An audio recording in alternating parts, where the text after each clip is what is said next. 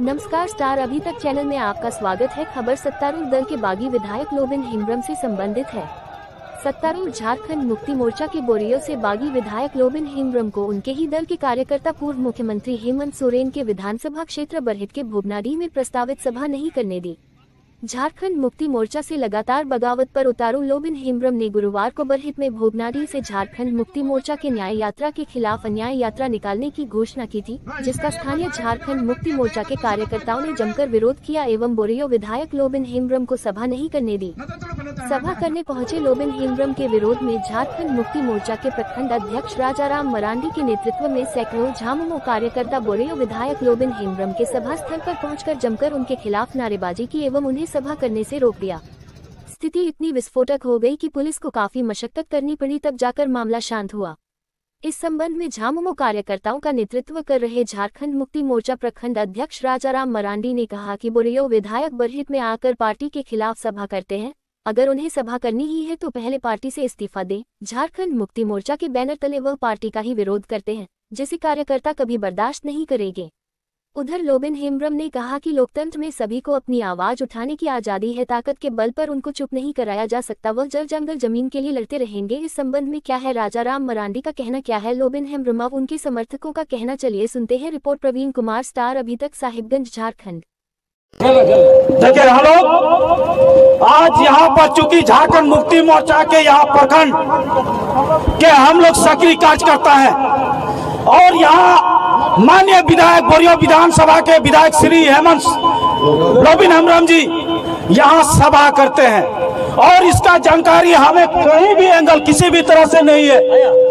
मैं पूछना चाहता हूँ माननीय लोबिन हेम्ब्रम जी को कि क्या हम लोग पार्टी का मेंबर्स नहीं है, हम लोग पार्टी के पदाधिकारी नहीं है, तो यदि है तो आखिर हम लोगों को क्यों नहीं पूछा गया। और दूसरा बात कि बार बार आप सरकार के ऊपर में, हेमंत सोरेन के ऊपर में, झारखंड मुक्ति मोर्चा के ऊपर में आरोप लगाते हैं।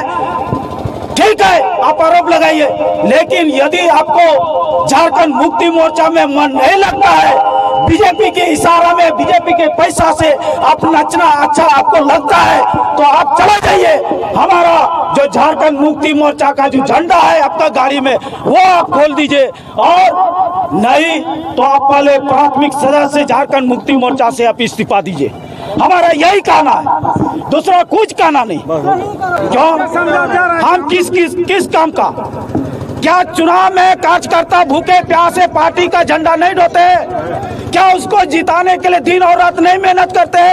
जब पार्टी का चुनाव में पार्टी प्रत्याशी को भूखे प्यासे कार्यकर्ता मेहनत करके जिताने का काम करते हैं, तो क्या ये इस क्रम में उस पार्टी के कैडर को मान सम्मान देने के लिए भी पूछना मुनासिब नहीं है? लोबिन का बागी होने के पीछे क्या कारण मानते हैं? कुछ नहीं, वो अपने सिर्फ और सिर्फ ये भारतीय जनता पार्टी के पैसों से, भारतीय जनता पार्टी के इशारा से यहाँ झारखंड मुक्ति मोर्चा को कमजोर करना चाहता है। चूंकि आप हाल फिलहाल में सुने होंगे कि भारतीय जनता पार्टी से राजमहल लोकसभा में चुनाव लड़ने का कायस लगाया जा रहा था। जब यहाँ पर देखा गया कि पार्टी उसको टिकट नहीं दिया, तब ये भारतीय जनता पार्टी को फायदा दिलाने के लिए ये हमारे भोले भाले आदिवासी जनता को गुमराह करके ये भारतीय जनता पार्टी को लाभ देने का काम शुरू किया है। इसलिए हमारा आरोप है कि आप किसी को भी मदद करो, अपना पार्टी बना लो, लेकिन पहले झारखंड मुक्ति मोर्चा का प्राथमिक सदस्य इस्तीफा दो, और जो तुम अपना गाड़ी में झंडा लगाए हो उसको खोल दो।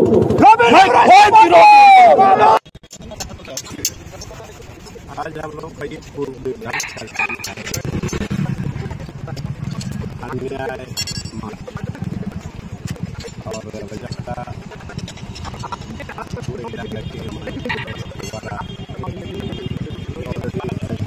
दिया गया था कि इसके मुख्य वक्ता बोरियो विधायक लोबिन हेम्ब्रम रहेंगे, और जब हम लोग यहाँ से भोगनाडीह को चले तो बीच रास्ते में बरेट बाजार के बगल में जो झारखंड मुक्ति मोर्चा का ऑफिस है, वहाँ पर हम लोगों ने देखा बहुत सारे मोटरसाइकिल वगैरह था और बहुत सारे लोग जमा। तो फिर भी हम पार हो गए।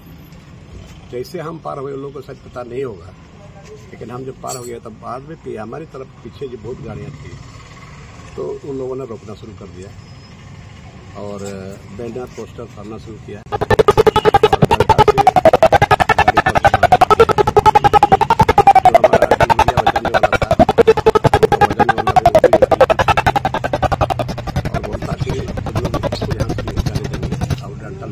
आ रहे हैं तो फिर आपको वहाँ से जैसे लोगों ने फोन किया, पहले तुरंत थाना प्रभारी को फोन किया।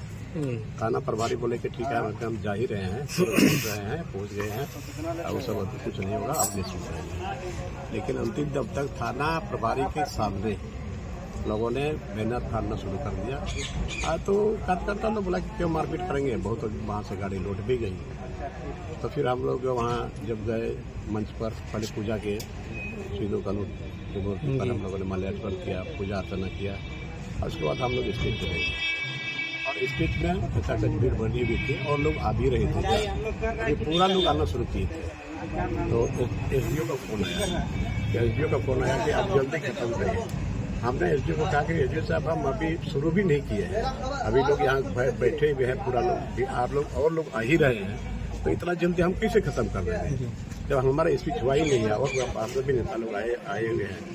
तो नहीं, अभी दबाव है कि आप तुरंत इसको खत्म करिए, तुरंत खत्म करिए, आप तुरंत जल्दीबाजी करिए। हमने कैसे जल्दीबाजी करेंगे? फिर भी हमने प्रशासन का इज्जत को देखते हुए मैंने अपना थोड़ा बहुत संबोधन किया कि देखिए, आज हम लोगों को बहुत डिस्टर्बेंस करा है। और इसी बीच में पूरे जेएमएम के कार्यकर्ता मोटरसाइकिल डीजे के साथ वो लोग आए, पूरा हमारा मुर्दाबाद का नारा कराना कि लोगों ने परम इस्तीफा दो मुर्दाबाद, बहुत तरह का बात करने लगे। तो फिर हम सोचे कि देखिए, अब स्थिति ठीक नहीं है। मैंने पूरे बैठे हुए पब्लिक को हमने संबोधन किया और यही कहा कि हमारा हम कोई लड़ाई झगड़ा करने हम नहीं आए हैं। आज यहाँ जो राज्य अलग होने के बाद जो है, यहाँ के आदिवासी मूल बच्चों के साथ जो अन्याय हुआ है, उसी बात को हम बताने आए हैं। यही बात बता दिए कि भाई, हम लोगों का सही बंजर जमीन खत्म हो रहा है। आज यहाँ पर स्टूडेंट जो पढ़ाई कर रहे हैं, आज तक किसी भी छात्रावास पे, जैसे कुछ लड़का लोग इन्होंने भी कहा कि आज तक हम लोगों को यहाँ पर कोई नाइट गार्ड नहीं, गर्ल्स हॉस्टल में कुक नहीं है।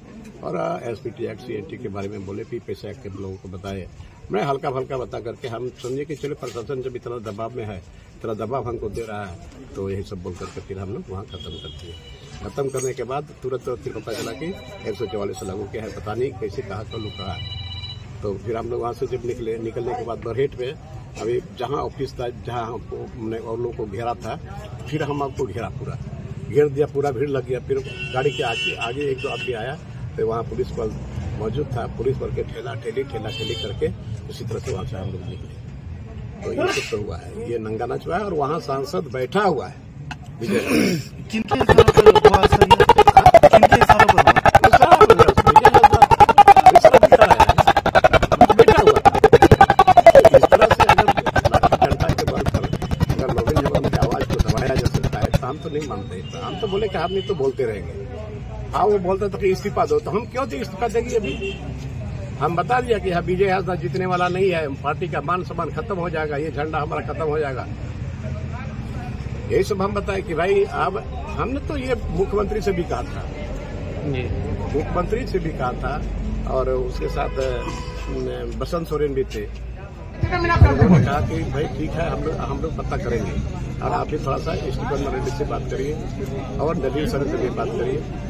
हमने वहाँ पर जो भी एक सांसद है, वो सीट लूज हो जाएगा हम लोग पर। इसीलिए हम चाहते हैं कि पार्टी का मान सम्मान बचा हुआ रहे, और अगर सही में अगर वो निकलेगा, आप लोग पता कर लीजिए, और निकलेगा तो ठीक है, हम सीट हो जाएंगे।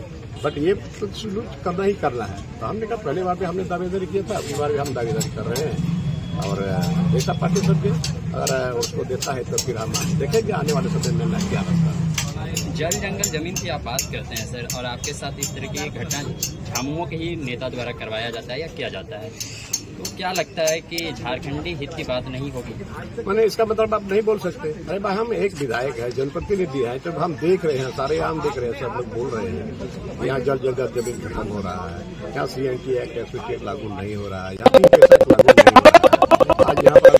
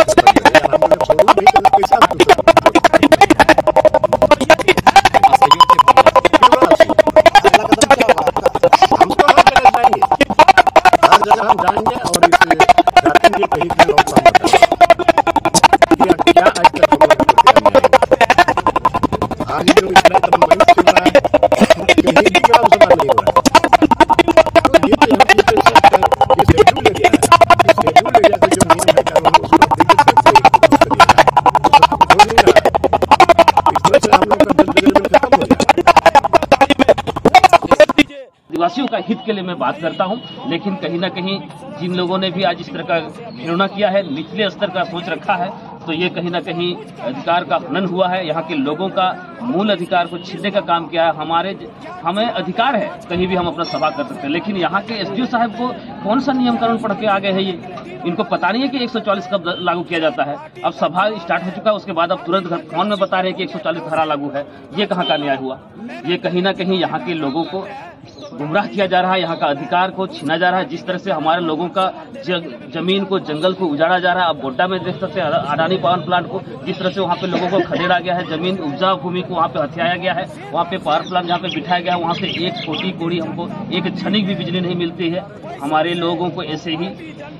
अच्छा, एक चीज सवाल हम पूछना चाहते हैं कि हमारे जनता से, हमारे पब्लिक से, कि आज तक वहाँ से क्या मिला हमको? जमीन हमारा, पानी हमारा और सारा चीज हमारा, व्यवस्था, और बांग्लादेश को हमारा यहाँ से बिजली भेजा जा रहा है। किसी दूसरे के घर में हम गाय पाल के रखे हैं और दूध कोई और खा रहा है। गाय से तो हमको गोबर भी मिल जाएगा, लेकिन इस प्लांट से जो है हमको क्या मिल रहा है?